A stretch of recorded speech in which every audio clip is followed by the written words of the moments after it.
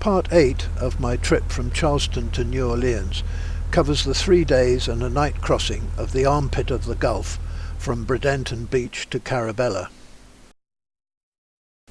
Left Bradenton Beach anchorage at dawn and into the huge Tampa Bay and the amazing Sunshine Skyway crossing. This is Tampa Bay. Absolutely huge. The Sunshine Skyway in the distance. Enormous bridge, causeway crossing the huge Tampa Bay. Very shallow again, so we have to take a circuitous route. Got the Lawrence GPS working again. Had to phone up and ask them how to reboot it. You press buttons before you start and hold them, and then press the start button, and then it reboots. It's a pity they didn't put that in the manual that you get with the machine. But I've got open CPN.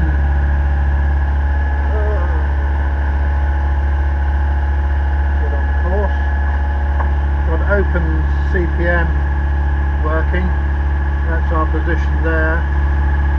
And this is Tampa Bay.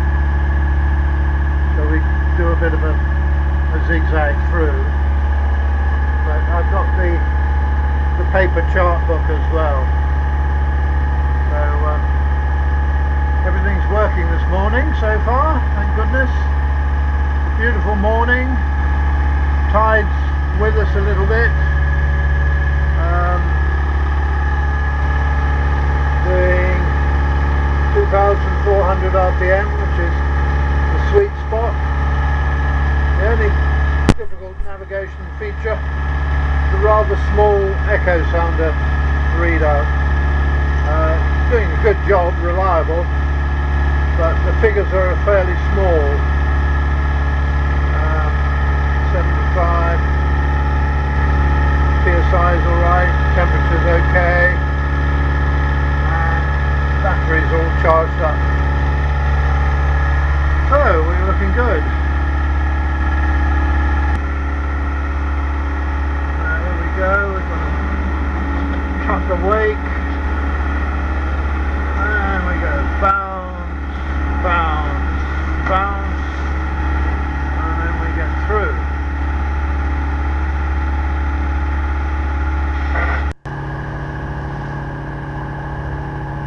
Ship going under the Tampa Bridge. Sunshine Skyway.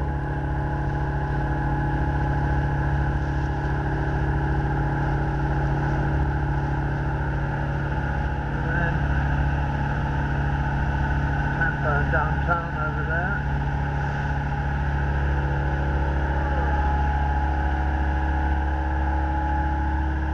Big old bay. The ship that's just come out of gone under the bridge, heading out to sea. Heading out to the Gulf.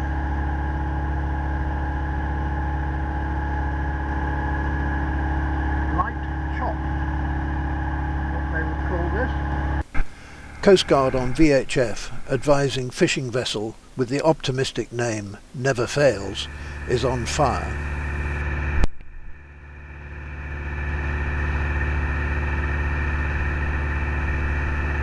Danger, shallow water. Past busy Clearwater, then anchored mid-afternoon beside Anclote Key for the night, sheltered from the northwest breeze. Away at dawn, making towards Cedar Keys. The seas got steadily shorter as the breeze built on the nose, making for an uncomfortable ride. Free State plugged her way into it without missing a beat, though I had to reduce speed a bit to match the wave period.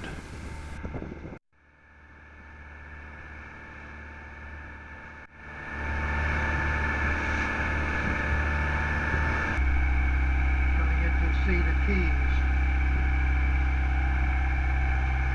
Over there. Approached Cedar Keys at sunset and paid close attention to the chart in very shallow waters. At one point you can see a line of marks to your destination, but don't be fooled. Between two of the marks is just a foot of water. You have to make a hard turn to port and then a 180 into the main channel. Anchored near the boat ramp for a rolly night, but good holding.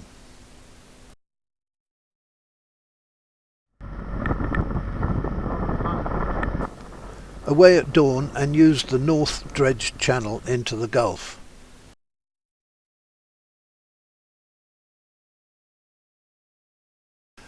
But by 8:30 the seas were really lumpy and we were shipping it green over the bows and the motion frequently ringing the ship's bell, a good indicator that it is rough and time to seek shelter. It's getting too rough. Shipping it green over the bows and decided to go into the Suwannee River. The buoyed channel into the Suwannee River was a beam, so headed in. Immediately I turned, the motion was easier, and soon the coral heads gave shelter.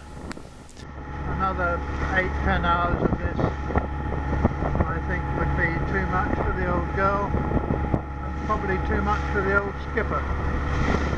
So we're going into the Suwannee River. We might be there a few days now. The weather's supposed to be getting worse, 3 to 6 foot waves. And these are 2 foot waves. And that's quite enough for us. Then I ran aground in mid-channel. Lesson learned. Just because a channel is buoyed, it doesn't mean it is deep.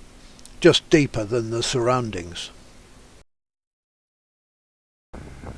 By this time the wind had eased a bit, so I thought I would motor back out into the Gulf and then make a decision to either head north or back to Cedar Keys.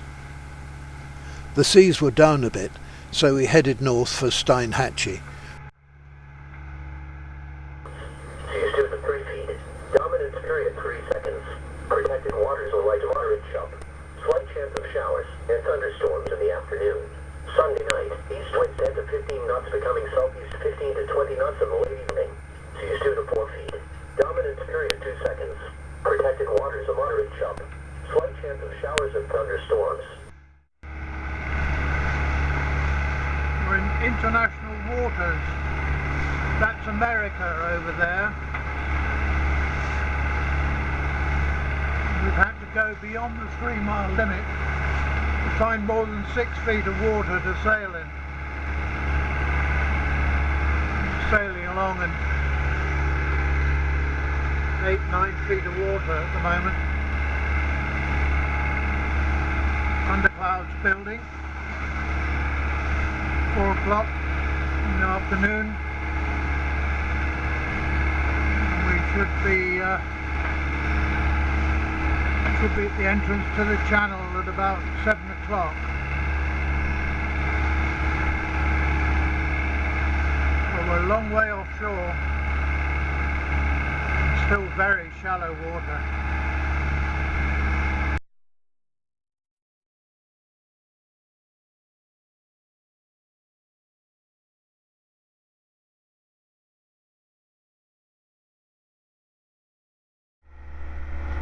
Very pleased to be here after a lumpy day.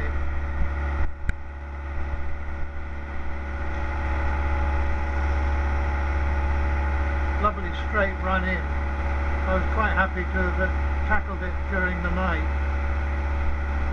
It's lit on the corners and pretty well straight.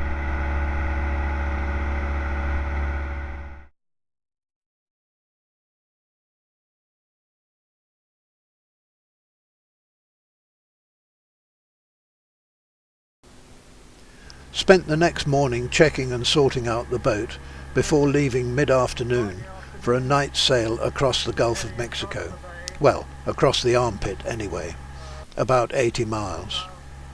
In retrospect, I would not follow this night passage plan proposed by other skippers, and instead cross in daylight, starting out pre-dawn if needed. Much easier today. So we should arrive there about dawn tomorrow. Maybe a touch earlier, maybe 5 o'clock. But I'll throttle back so that we get there at dawn. Much easier. That's Steinhatchee houses in the distance.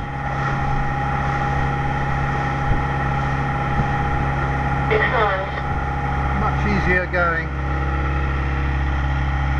The poor chap taking on water, so the Coast Guard are organising a rescue for him. That's what we're requesting, Albin, Coast Guard Sector Safety, Channel 16, over. I wonder if you understood that. If I didn't.